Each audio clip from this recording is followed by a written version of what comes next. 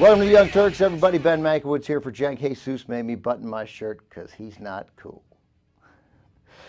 All right, big show today. We're going to talk about the nitty-gritty of pensions because that makes good television. Also, we'll hear from Michelle Bachmann and Richard Daley, William Daley, one of the Daleys, explaining how nobody's been tougher on Wall Street than Barack Obama. But first, let's get into the nitty-gritty of pensions because that's why you come to the Young Turks. And there's a fantastic piece from the McClatchy News Bureau, the Washington Bureau, about how it's just a giant myth that employee pensions are bankrupting states. You're going to have to bear with me on this, but it's an incredibly important piece. The vocal backlash that is rising across this country that pension funds are bankrupting states, says McClatchy, is simply not true. A close look, says McClatchy, at state and local pension plans across the nation reveals a complicated story, and the short answer to that complicated story is that there is no evidence at all that state pensions are a current burden to the public finances. That's, of course, what Scott Walker and his friends want you to believe. It is simply not true.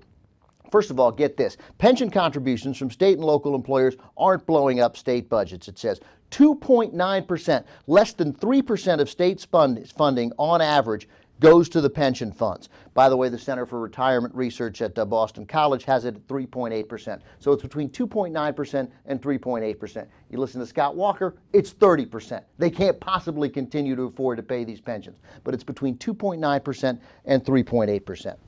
By the way, nor are those state and local government pension funds broke. No question they are underfunded, but they are not broke.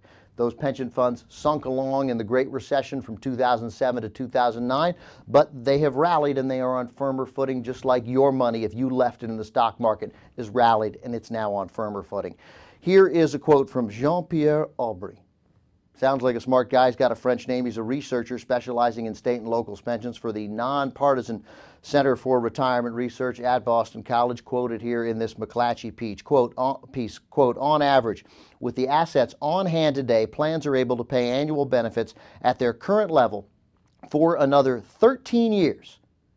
This is across the board, averaging all 50 states, 13 years. This assumes, pessimistically, that plans make no further pension contributions and there's no growth in assets. Market stays, no more contributions, 13 years.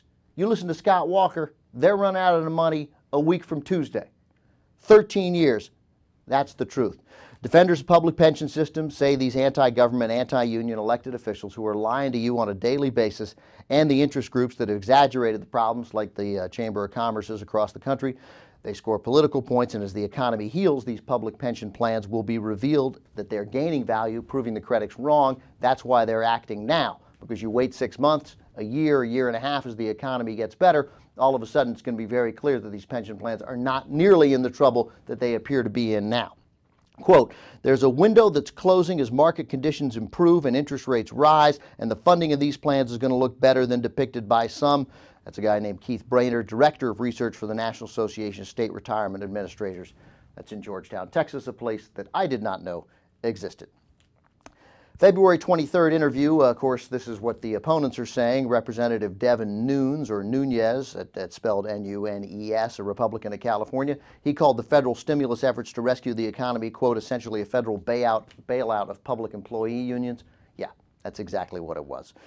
He described money owed to state pensioners, a crisis about ready to happen. It's not. 2.9% to 3.8% of the state budgets.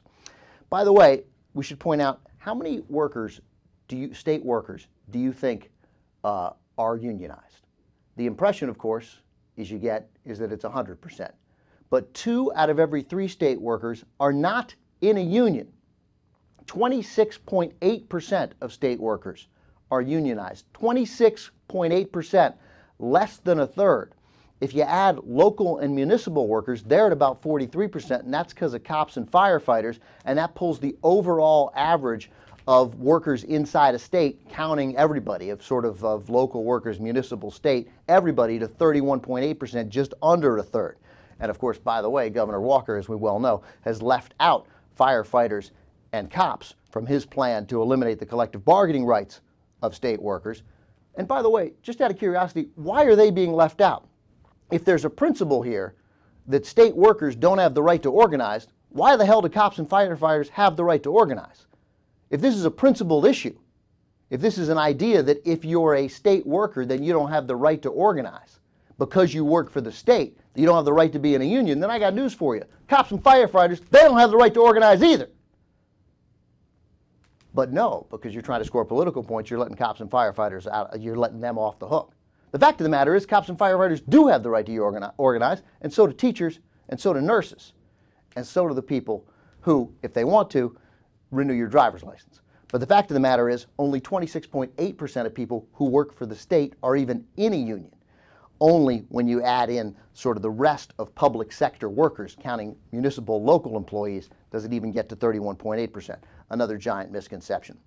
And by the way, in Wisconsin, remember I mentioned that the pension funds across the country, good for 13 years? You want to know how much it is in Wisconsin? 13 years across the state? In Wisconsin, the public sector pension plan has enough assets today to cover benefits for 18 years. 18 years. We're about to run out of money. No, 18 years. It's a crisis. No, 18 years. Try to find me a bigger liar right now than Scott Walker. Go ahead. I'll wait. I didn't really give you that much time. But there is no bigger liar than Scott Walker. 18 years Wisconsin's got enough money for this. Also fueling the backlash, says McClatchy, perception that state and local workers don't contribute to their own retirement funds the way private workers do.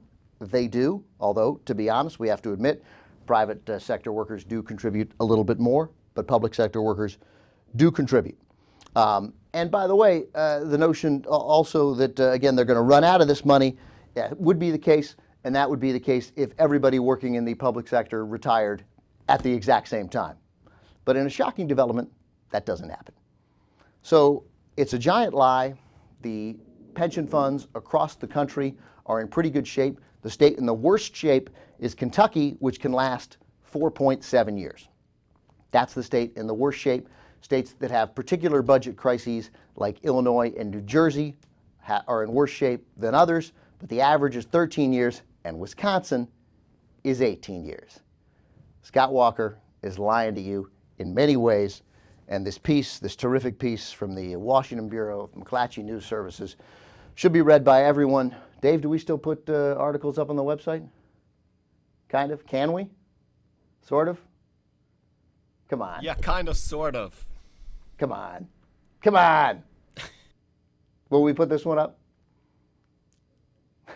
You're putting me on it, on the spot, That's right. on air. That's right. Well, then I'll say no, because then I'm safe. He said no. That's awesome. I tell you what, we will the TYT, we'll tweet it out, and we can do that, right? We can do that. We're sidetracking here. I don't know who we is. Tom, yeah, the TYT Media. We can do that. Okay, sure. Yeah, we can do that. I don't want to put you out, Dave. All right. Anyway, it's an important piece to read, and I've given you certainly the highlights of it. All right. I read that article this morning. It was good. I was a little unconvinced by it. It didn't have a lot of specificity. Didn't have a lot of specificity. It's silly with specificity. What didn't you think was specific? Well, it says, I want to see more numbers. I think the situation in California, New Jersey, New York is worse than that article says it is for other things I've read. Well, if it's a lie, I need more evidence than that article. Well, it's not like it's not like there is no problem. I mean, several states there's a problem because there's no question that there's a budget issue and that the pension problems are part of the budget problem, which is why there's some givebacks by the unions in Wisconsin. But the notion that it's a giant crisis and it's about to run out, that's just not true. That's all. The notion that it's an impending piece of, that there's doom around the corner and you got all these experts saying that it's about to run out is not true. That's all. And in fact, I have another piece that sort of establishes that, and I'll give you a little preview because this is some more numbers and I don't want to give that away.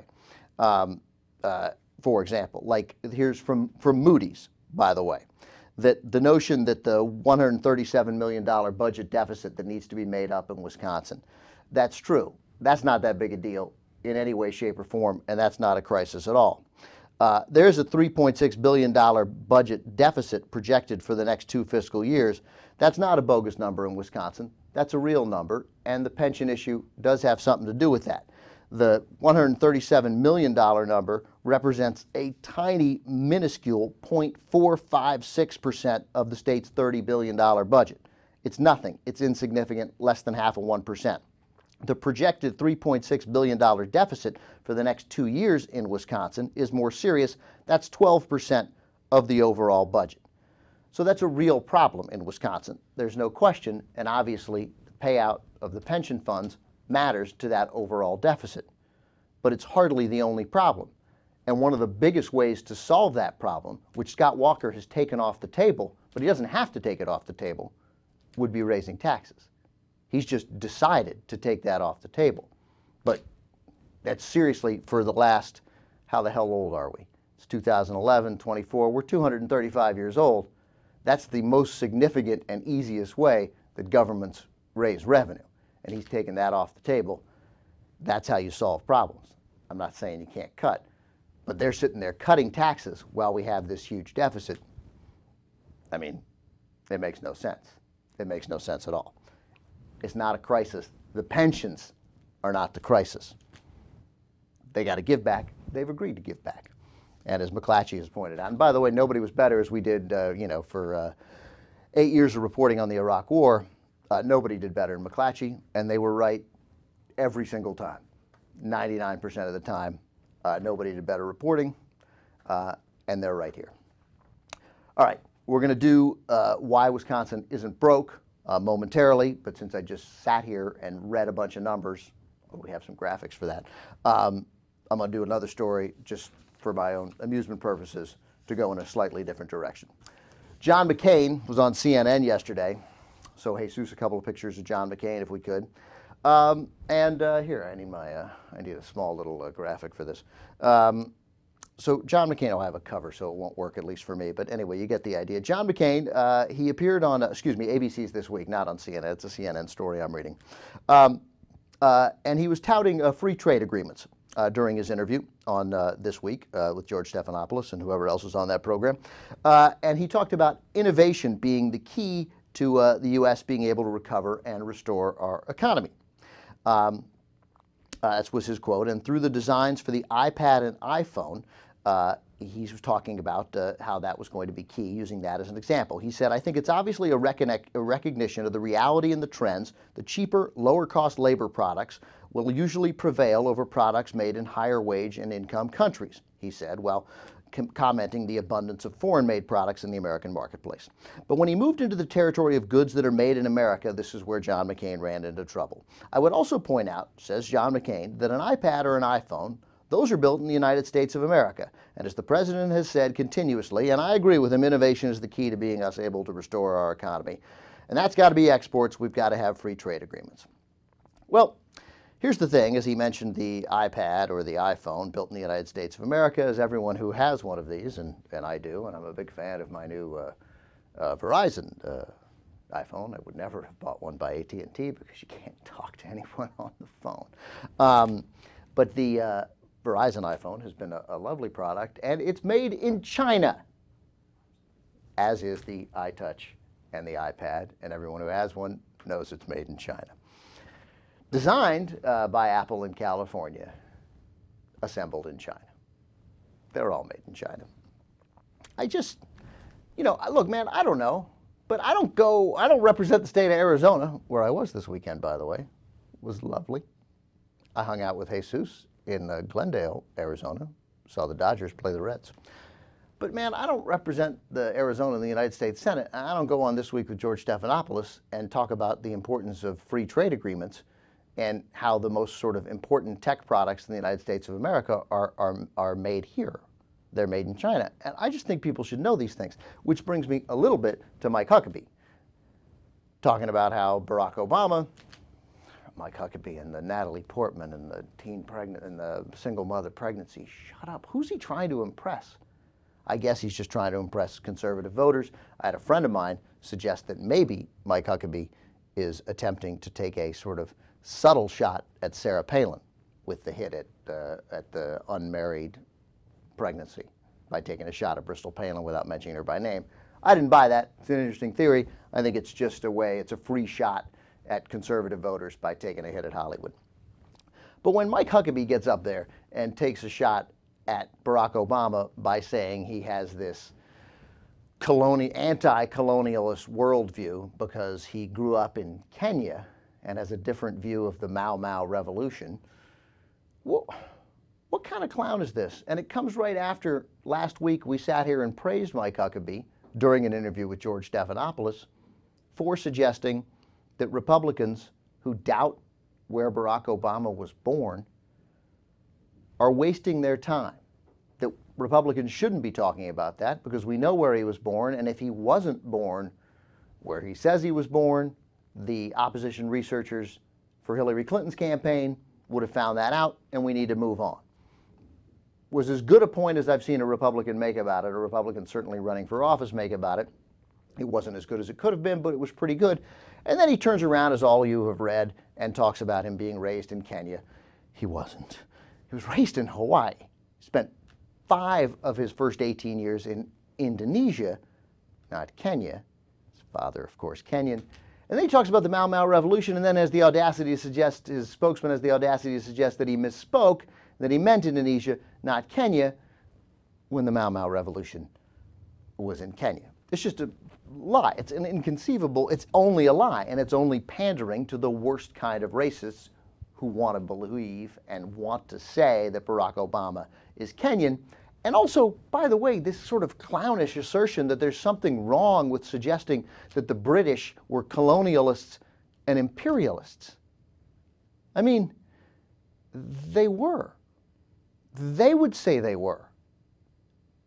We were one of their colonies. We beat them. We're free.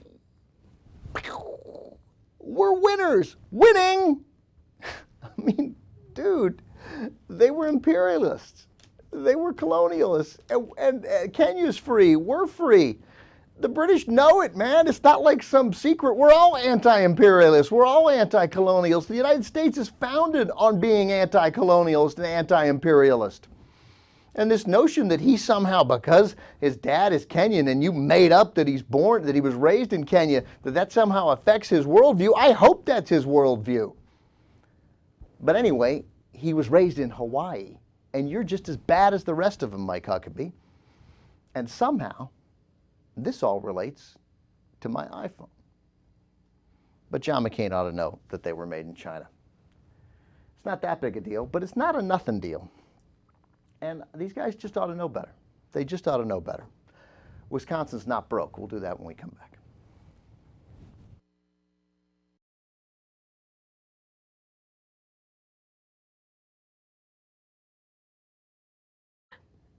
Young Turks, everybody. Ben and what was that? Ben and Anna. I don't know what that was. It was awesome. Fail. What was that, Dave? Can it be repeated? Yeah, it's royalty-free music, and that was a little energy rush for the... An energy rush? Yeah. Okay. What is... Nothing. No, it's just funny because he's like, oh, it was a little energy rush. Oh, yeah. And he said it like in a monotone voice. Oh, it was supposed to be an energy rush. So was it an energy rush? Yeah. Yeah, it was an energy rush. It's not an energy rush for me, it's for you. Well, I definitely feel the energy. So let's do this story real quick. Yes, let's do it. So that expression is a dog's mouth cleaner than a human's. You always hear people say that the dog's mouth is cleaner than a human's. I've repeated it a number of times because it's a crap that people say. Mm-hmm. So the statement frequently is repeated as dog's mouth is 9 times cleaner than a human's. Mm-hmm. I don't even know what that means, but I guess that a dog instinctively has like bacteria killing crap in their mouth, saliva in their mouth. Common statement gets thrown around. 62% of all U.S. households own a pet, by the way. That's 71.5 million homes in America just alone, mostly dogs, followed closely by cats. You have a dog. What's her name? I do. Fendi? I have a little dog named Fendi. She's very cute. The logic here is simple, by the way, whether it's true or false. Healthier the dog, the cleaner the mouth. So if you brush your dog's teeth frequently, which we had a very awkward conversation about in the break because Anna ended up bragging about the fact that she brushes her own teeth every day. Sometimes nice. twice. I was like, so do you brush your dog's teeth every day? And she was like, oh yeah, every morning. Thank you for bragging. It turned out she brushes her own teeth every morning, which is nice. And I also brush my dog's teeth every morning. Yeah, okay, which, by the way, that's weird. So anyway, brush your dog's teeth every morning, or often anyway, because when dogs' mouths go bad, that's like their biggest cause. But anyway, we're not here to give you pet advice. So it turns out, though, that it's, in a non-surprising development, it's horseshit. Right. A dog's mouth is not cleaner than a human's mouth. You know whose mouth is cleaner? Humans. You know why? Because we're people. And we know how to take care of our mouths. And dogs, they're dogs. Yeah, and I always wondered about that, too. Because dogs are always, like, licking their butts or they're licking their, you know, nether regions. And how on earth could their mouths be cleaner if they're licking crap all day? Well, they do have bacteria-killing stuff in them, which is the guy who wrote Chicken Soup for the Dog Owner's Soul believes that it comes from the practice of dogs licking their wounds. And they'll be licking the wounds and you notice the wound heals fast. And the tongue does is it gets rid of dead tissue. So he thinks that's what it comes from. You know, and you see dogs licking other dogs' wounds is that they groom each other and stuff. But again, they're dogs. Your mouth is better. Yeah, and this is what I immediately thought of, okay? Would you allow a human to lick your face? No, not like dressed. You know. Okay, so you always think like, ew, human licking my face, it's disgusting. I let my dog lick my face on a regular basis. Right, but you wouldn't let your dog lick your, you know. That's a good point. Right, so. I wouldn't. Some people would, though. Oy. No. You read about that stuff. We did like a million stories about that on the show. No, we haven't. That's crazy. Yeah, we have. We even did a story about a man who had sex with a horse twice and gave it an infection. Gave the horse an infection? Yes. Oh, and there was that story in Washington where the guy died from having sex with a horse. Yeah, see? Right, because he was on the receiving end. Oh, God. Yeah. And that story, that's not hype, but that's a real story. Like, and his friend who was involved in it didn't know what to do because it was this whole horse banging ring. And, but it was weird that the guy died from that. It's so surprising that. Yeah, this story took a disastrous turn. Yeah. Anyway, your mouth is cleaner than your dog's mouth. It's okay if you let your dog lick. It says, go ahead, let your dog lick your face. It's fine, but you should probably brush your dog's teeth or give him some sort of paste or go to your vet and ask him. All right. Helpful advice. All right, so this guy recorded everything. All right, so a man by the name of Lawrence Brewer, he's from Bolton, England, has decided to record 16,000 sentences. And the reason why he's doing that is because he has something known as motor neuron disease, and he's expecting to lose his voice pretty soon. So he'll have to communicate through a synthesizer, all right? But he wants to continue reading bedtime stories to his son in his own voice with his own accent. So he's recording all of these words and these sentences, so they'll, I guess, put it in the synthesizer, and his son will get to hear what his father really sounded like before he lost his voice. That's nice. It's going to be annoying because you figure like every day there's going to be like 10 things that he forgot to record. Yeah. Like stuff's going to come up every day. Yeah, no, that's a good point. He says that the people who are making the synthesizer are going to use, like even if he forgets a word, they can use sounds from some of the words and put it together to make a new word. No, that's genius. Yeah, so it's really incredible that they can do that. And I just think that it's such a sweet story. Like, I want to continue reading bedtime stories to my son. Who doesn't love this guy? No, Lawrence Brewer, dad of the day. You know what? Sweetest guy. I was going to say in America, but he's in Britain, so, or in England, so in England. Yeah, sweetest guy in England. No, great story. God bless him. Go forward. All right. A couple from Fullerton, California got married over Skype because the groom suffered a lung infection and he was forced to stay in the hospital during their wedding day. So instead of canceling the wedding and just being done with it and maybe postponing it to another day, they decided we can get married through Skype. So they set up a Skype connection from his hospital room to the chapel or wherever it was that they got married. Why didn't his bride go to the hospital room? Oh, because he was placed in isolation. Oh, okay. Yeah. I was going to say, if I'd been her, I'd have gone to him. Yeah, I guess the infection was contagious, so he needed to be put in an isolated. Okay, so does that count? Yeah, I think it counts. Look, the reason why I like this story is because in most situations, I think people would panic, it would turn into some sort of disaster, but she was able to take this bad situation and compromise and turn it into something positive. But does it count legally? Yeah, it does. It does? Yeah. So, and, you know, it was interesting because they were asked whether or not they were going to have another wedding, and she said no, but he said that he was going to make it up to me by being an awesome husband. Make it up to her? He's got a lung infection. He doesn't make anything up to her. You're right. Yeah, it's not like he went to a strip club and passed out and missed the wedding. I know, I know. He's in isolation in Fullerton at the hospital. Yeah. Make it up to her. Yeah, okay. No, I think you should make it up to her. Yeah. It's his fault for getting that lung infection. He totally wanted it. Idiot. Lung infection. It'd be great if that happened and they used the Skype connection that we use here so often. Go really well. Yeah, it would. Yep. I would take. Yes, I will marry you. Have old art. All right, let's squeeze one more story in here Yes. before we have to go. So, Kathy Griffin, comedian, makes fun of Sarah Palin and her family on a regular basis because she's a comedian. That's what she does, Yeah, right? right. So Sarah Palin was on Fox News, and she was asked what she thought about Kathy Griffin playing the role of a Palin-like Tea Partier on the next episode of Glee. Okay. Right? And this is what Sarah Palin's response to it was. Let's watch the video. Rumors are that Kathy Griffin is going to play a Sarah Palin Tea Party type on Glee. What do you make of that? She hasn't been kind to you or your family. What do you think? You know, Kathy Griffin can do anything to me or say anything about me because, you know, she's kind of she's a 50-year-old adult bully, really is what she is, kind of a has-been comedian, and she could do those things to me. I would just ask, you know, for respect to my children, as she had stated on CNN that her New Year's resolution was to destroy my 16-year-old daughter. That takes it a little bit too far. Kathy, pick on me. Come up to Alaska and pick on me, but leave my kids alone. You know, what she said there wasn't necessarily terrible, right? Like, first of all, Kathy Griffin's a comedian. She can pick on whoever she wants because that's part of her shtick, right? But, you know, okay, Sarah Palin doesn't like it. What she said there wasn't outrageous or crazy. It's just the way she talks just automatically makes you disagree with her.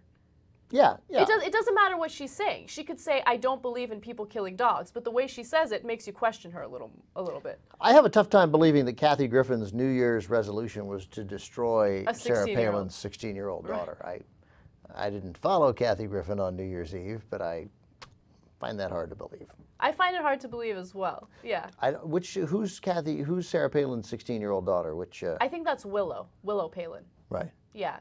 And look, there's a fair point. Like, people are constantly picking on, you know, members of Sarah Palin's family that aren't, you know, in the limelight. They shouldn't be picked on. But with that being said, Kathy Griffin's a comedian. Like, she makes fun of people. She makes fun of everyone. Like, you can't get butthurt over you know, it. I think that Sarah Palin's family should basically be off limits. But she calls herself a mama grizzly and a hockey ma'am. And, you know, you can't totally have it both ways. I mean, I'm for hypocrisy. So I get it, because I think it's an impossible world to live in if you're totally non-hypocritical. If you're not allowed to be a Yeah, I mean, you're just going to run into too much trouble, and you're going to be incredibly righteous and you're going to be self-righteous. You're going to be a giant pain in the ass. If you live a normal, sort of good, interesting life, you're going to run into some hypocrisy. But when you the first person to exploit her children, wildly exploit her children, was Sarah Palin. Mm-hmm. I mean, she exploits her children and her family on a regular basis. She got a show that exploits her children and exploits her family. She doesn't put the kids on the show on a regular basis. Her daughter Bristol went on Dancing with the Stars because she's Sarah Palin's kid. Right. Now, it doesn't mean that we get to follow Willow Palin around school. It doesn't mean that we get to have paparazzi stalk her or hide out in the bushes and take pictures of her or follow her on dates with her kids. But you get to talk about her. You can't call yourself a mama grizzly and a hockey mom and have that be your political identity. That is her political identity. And then say your kids are totally off limits. You know, again, you can't follow them. You can't make fun of them on a regular basis. But you get to talk about them. She put them out there. It's her fault. Yeah, no, I agree with you. You can't have it totally both ways. You get to be a little hypocritical, and there's a point where you say it's too far, and she gets to protect her kids. But then leave your kids out. I mean, Chelsea Clinton was off limits because Bill and Hillary never talked about being parents. They didn't make them an issue. Jimmy Carter never made it an issue. Ronald Reagan didn't make his kids an issue. Barack Obama doesn't go around talking about how he's a basketball dad. You know, that's not what they do. You know, and people basically leave them alone. I mean, they don't exploit their parenthood. She does. That's her thing. So, tough shit. All right, I agree with you on that. And that's all we have for you guys for today's show. Oh, I'm not. What were you gonna say? You're not what? I'm not gonna be around for the post game. Are you doing a post game? Yeah, we're gonna do a short post game, or I don't know if we are. We'll do one. Let me say. I tell you what. Let's do a very quick post game story because you'll be here for this. Okay. Very cool. We'll do it right now. Okay, just can I see that picture? So just real quick, let me set it up first. When I was in Phoenix, where I was this weekend with my father and brother for spring training, we go every year. That's where I saw Jesus, went to Dodger game. They had a competition at the hotel we were staying at, the Scottsdale Marriott at McDowell Mountains. And they had a competition for whitest guy at the pool. And I entered, and I won. Very exciting.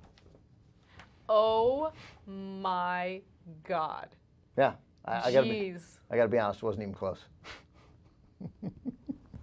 Are you kidding me right now? Yeah, well, you got to see it there in the light. Yeah. That is a great tan. Yeah, thanks. I don't take my shirt off. I don't get tan. I burn. I got no interest in it, and I have not been working out. That is an incredible picture. Yeah. Yeah, I gotta hit the You don't look bad. No, you don't look bad. The tan is ridiculous. It's the tan, The whiteness is shocking. Like, the difference between the color of your neck and the color of your chest is incredible. Staggering. It looks almost fake. It looks like someone photoshopped your face onto a super white body. I know. Yeah. It's amazing. It's amazing. Yeah. People were averting their eyes. But you know what? On the upside, you won the competition. Totally. Winner. Winning. All right, that's not the post-game show. It was the regular show. You're off the hook for the post-game show. All right. All right. Thanks. See ya.